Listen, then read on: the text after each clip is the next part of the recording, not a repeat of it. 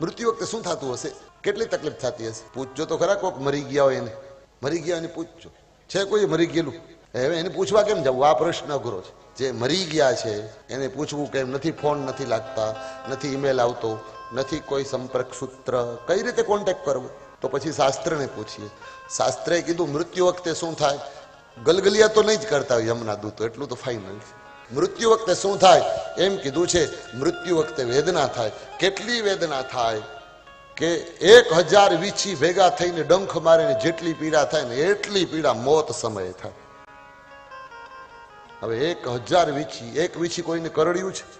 એકાદ બટકું ભરે ને પછી એની વેદના, એનું ફિલિંગ તમને ખબર પડે. અને એવા 1000 વીછી ભેગા થઈને ડંખ મારે અને જેટલી વેદના થાય ને એટલી વેદના છેલ્લે થાય છે. એટલે આપણા સાહિત્યકારોએ વીછીની વેદના થાય, રોજ તારી આવરદા ઓછી થાય, એ મનમાં સુમલકાય, રોજ તારી આવરદા ઓછી થાય. જીવરડો તારો આમરે તેમ મુંજાશે ને પછી આવું થશે. છેલ્લે વેદના થાય.